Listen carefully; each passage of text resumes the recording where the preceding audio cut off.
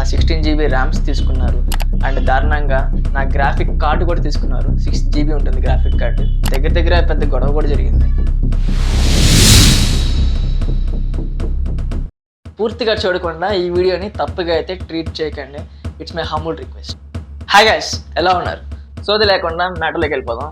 ఒకవేళ మీ దగ్గర ల్యాప్టాప్లో కంప్యూటర్లో ఏ ప్రాబ్లం వచ్చినా కానీ లైక్ ఓఎస్ పోవడం, మ్యాక్సిమం ఓఎస్లే పోతుంటాయి, ఆర్ ర్యామ్స్ పాడైపోవడాలు, గ్రాఫిక్ కార్డ్ పాడైపోవడం, హార్డ్ డిస్క్లో ఒక్కోసారి ఫెయిల్ అవుతుంటాయి, అండ్ హింజెస్ బ్రేక్ అవుతుంటాయి, ఆ డిస్ప్లే పాడైపోతుంటుంది. ఏ ప్రాబ్లం వచ్చినా కానీ ఏదో ఒక సందర్భంలో మీరు సర్వీస్ సెంటర్కి అయితే వెళ్తారు కదా.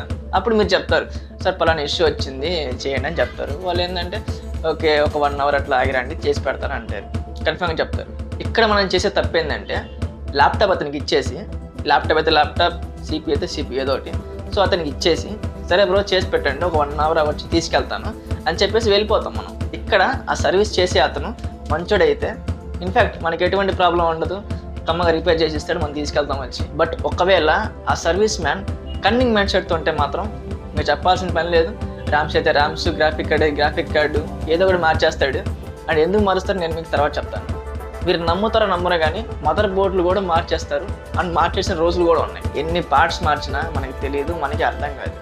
సో ఇక్కడ పాయింట్ ఏంటంటే మన సిస్టంలో పార్ట్స్ తీసుకొని వాటి ప్లేస్లో ఈ పాడైపోయిన వేస్తారనమాట. పాడైపోయిన ర్యామ్స్, పాడైపోయిన గ్రాఫిక్ కార్డ్ ఉంటాయి కదా, అవి వేసి మీకు ఇలా చెప్తారు, అన్న ర్యామ్ పాడైపోయింది, అన్న గ్రాఫిక్ కార్డ్ పాడైపోయింది, నా ప్రాసెసర్ ఫ్యాన్ పాడైపోయింది, ఇంత ఖర్చు అవుతుంది అని మీకు ఇలా ఎన్నెన్నో చెప్తారనమాట. ఫర్ ఎగ్జాంపుల్ మీ ల్యాప్టాప్లో ఓఎస్ పని చేయట్లేదు. జనరల్గా ఓఎస్ ప్రాబ్లమ్స్ ఎక్కువ వస్తుంటాయి అనమాట. సో మీ ల్యాప్టాప్లో ఓఎస్ పని చేయట్లేదు, ల్యాప్టాప్ తీసుకెళ్ళి సర్వీస్ సెంటర్కి ఇస్తారు. అతనేం చెప్తాడు, బ్రో ఒక గంట టైం పడుతుంది, ఒక గంట ఆగిరండి నేను చేసి పెడతాను చెప్తాడు. ఫర్ ఎగ్జాంపుల్ గ్రాఫిక్ కార్డ్ పాడైపోయింది, రియల్గా కాదు, ఆ షాప్ అతను చేసే స్కామ్లో అనమాట. సో గ్రాఫిక్ కార్డ్ దగ్గరగా 6 నుంచి 7,000 వరకు పడుతుంది కాస్ట్. సో మనం ఏం చెప్తాం, వర్క్ ఎలానే చాలా ఉంది, ఎందుకు డిలే చేయడం అని చెప్పేసి మనం గ్రాఫిక్ కార్డ్ ఏమని చెప్తాము. కొంతమంది ఏం చేస్తారంటే వద్దులే భయ్యా గ్రాఫిక్ కార్డ్ వద్దు, ల్యాప్టాప్ ఇచ్చేసి బిగిచ్చేసి నేను సాయంత్రం వస్తాను చెప్పి ల్యాప్టాప్ తీసుకెళ్ళి వేరే షాప్కి వెళ్తాం. ఆ షాప్ అతని దగ్గర చెక్ చేపిస్తాం ఏమైనా పాడైపోయిందని. అతను ఏం చెప్తాడు, గ్రాఫిక్ కార్డ్ పాడైపోయిందని చెప్తాడు. ఓకే నిజంగానే గ్రాఫిక్ కార్డ్ పాడైపోయింది అనుకోని గ్రాఫిక్ కార్డ్ కొత్తది ఏంటి భయ్యా అని చెప్తాం షాప్ అతనికి. మనం అంత 6,000 7,000 అంత కడతాం. సో ఇక్కడ చూస్తే ఈ షాప్ అతనికి ప్రాఫిట్, ఎందుకంటే మనం గ్రాఫిక్ కార్డ్ కొన్నాం. ఈ షాప్ అతనికి ప్రాఫిట్, ఎందుకంటే మన వర్కింగ్ గ్రాఫిక్ కార్డ్ ఇతను తీసుకున్నాడు. ఇద్దరికి ప్రాఫిట్, మీకు మాత్రమే లాస్, మీకే లాస్. లేకపోతే ఇలా చేస్తారు, మీ ల్యాప్టాప్లో గ్రాఫిక్ కార్డ్ ఉంటుంది కదా, ఆ గ్రాఫిక్ కార్డ్ తీసుకొని పాత గ్రాఫిక్ కార్డ్ వేసేసి మీ గ్రాఫిక్ కార్డ్ని సెకండ్ హ్యాండ్ కింద అమ్మేస్తారు. సో ఇక్కడ లాస్ మనకి. ఇవన్నీ జరగకుండా ఉండాలంటే, మీరు మోసపోకుండా ఉండాలంటే ఒక్కటే ఆప్షన్. సో అది చెప్పే ముందు నాదొక చిన్న రిక్వెస్ట్. ఇప్పుడు దాకా మీరు ఈ వీడియో చూస్తున్నట్టయితే మీకు ఈ వీడియో నచ్చిందని అనుకుంటున్నాను. సో నచ్చితే ఈ వీడియో ఒక లైక్ చేయండి, ఒక సబ్స్క్రైబ్ కూడా చేయండి. ఇవి చేస్తే మీరు నాకు ఒక బూస్టప్ లాగా ఉంటుంది అనమాట నెక్స్ట్ వీడియో చేయడానికి. సో ఎవరైతే సబ్స్క్రైబ్ చేశారో, లైక్ కొట్టారో వాళ్ళకి thank you very much and let's continue your video. So ఇవన్నీ జరగకుండా ఉండాలంటే ఒక్కటే ఆప్షన్, అదే సీరియల్ నెంబర్.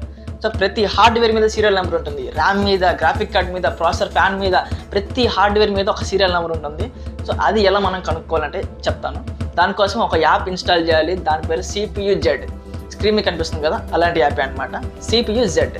సో ఈ అప్లికేషన్ సైజు ఎంత ఉండదు, నాకు తెలిసి ఒక 10 MB లోపలే ఉంటుంది. సో డౌన్లోడ్ చేసుకొని ఇన్స్టాల్ చేసుకోండి. చేసుకున్న తర్వాత మీకు ఇంటర్ఫేస్ ఈ విధంగా ఓపెన్ అవుతుంది. సో మీరేం చేయనక్కర్లేదు, అర్థం కూడా చేసుకోవాల్సిన పని లేదు.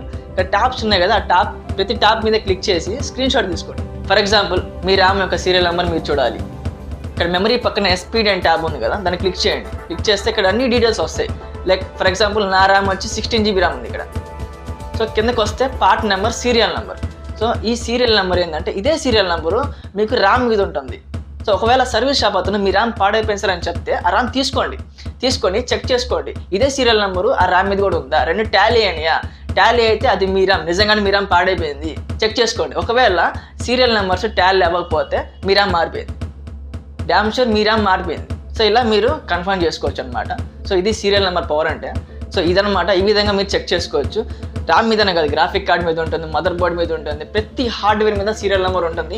సో చెక్ చేసుకోండి, ఈజీగా మోసపోకండి. ఇలా చాలా జరుగుతున్నాయి ఈ మధ్య సొసైటీలో. ఇలాంటి సిచ్యువేషన్ నాకు జరిగిందనమాట. నా కంప్యూటర్లో ఓఎస్ పోయింది. సో నేనేంది CPU తీసుకెళ్ళి సర్వీస్ సెంటర్లో ఇచ్చాను. అతను ఏం చెప్పాడంటే, బాబు ఇది లంచ్ టైము, కొంచెం ఒక గంట ఆగిరా అన్నాడు. Okay I accept. 12:30కి వెళ్ళా నేను, లంచ్ టైం కాబట్టి ఒక 2 hours ఆగి వెళ్ళా.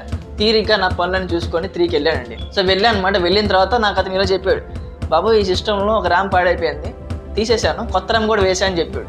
సరే ఓకే అని అనుకున్నాను. తర్వాత అంకుల్ ఒకసారి ఆ పాత ర్యామ్ ఇటు ఇవ్వండి అని చెప్పి పాత ర్యామ్ తీసుకున్నాను. సో ఆ ర్యామ్ కూడా చూస్తే అర్థమైపోతుంది అది నా ర్యామ్ కాదు, అది కొని కూడా 4 to 5 months అవుతుందండి, కొత్త ర్యామ్ అది. సో నా దగ్గర బిల్లు కూడా ఉంది, ఆ బిల్లో ఏముంటుందంటే సీరియల్ నెంబర్ ఉంటుంది. సో ఆ సీరియల్ నెంబరు ఆ ర్యామ్ మీద ఉన్న సీరియల్ నెంబర్ నేను చెక్ చేసుకున్నాను, 2 డిఫరెంట్గా ఉన్నాయి, టాలీ అవ్వలేదు. నాకు డౌట్ వచ్చింది ఇంకా. సో నా సిస్టంలో ఇంకా 8 GB ర్యామ్ ఉంది కదా, అది కూడా తీసుకొని చెక్ చేసుకున్నాను, సీరియల్ నెంబర్ టాలీ అవ్వలేదు. సో నా 16 GB ర్యామ్ తీసుకున్నారు. తర్వాత నేను గ్రాఫిక్ కార్డ్ కూడా చెక్ చేసుకున్నాను, ఎందుకంటే మంచిదా అని. సో ఆ గ్రాఫిక్ కార్డ్ కూడా చెక్ చేస్తే సీరియల్ నెంబర్ డిఫరెంట్గా ఉంది. సో గ్రాఫిక్ కార్డ్ ఎత్తేసారు, నా ర్యామ్ కూడా తీసుకున్నాను. నేను అడిగా నా ర్యామ్ గ్రాఫిక్ కార్డ్ మారిపోయినాయి సార్, చెక్ చేయండి సార్ అని చెప్పాను. నేను పొలైట్గా అని చెప్పాను, అతను వచ్చి నాతో గొడవ వేసుకున్నాడు. సో దగ్గర పెద్ద గొడవ అయితే జరిగింది. ఫైనల్గా నా ర్యామ్స్ నా గ్రాఫిక్ కార్డ్ నాకైతే వచ్చేసినాయి, నేను తీసుకున్నాను. సో ఫైనల్గా ఏమంటానంటే అన్ని సర్వీస్ షాపులను అయితే నేను అనట్లేదు, కొంతమంది కన్నింగ్ మైండ్ సెట్స్తో ఉంటారు, కొంతమంది కష్టపడి పైకి ఎదిగే వాళ్ళు ఉంటారు. సో అందరిని అయితే నేను అనట్లేదు, ఎవరైతే ఇలా ఉంటారో కన్నింగ్ మైండ్ సెట్స్తో వాళ్ళని మాత్రమే నేను అంటున్నాను. సో పాయింట్ ఏంటంటే వాళ్ళు ఎలా ఉన్నా మనకు అనవసరం, మన జాగ్రత్తలో మనం ఉండాలి. సీరియల్ నెంబర్స్ జాగ్రత్తగా పెట్టుకోండి, టాలీ చేసుకోండి ఎప్పటికప్పుడు సర్వీస్ సెంటర్కి వెళ్ళినప్పుడు. సో అవే మిమ్మల్ని కాపాడతాయి, మీరు మోసపోకుండా. సో ఈ ఇన్ఫర్మేషన్ మీకు నచ్చినట్టయితే దయచేసి వీడియో లైక్ చేయండి and subscribe to our channel. See you in the next video.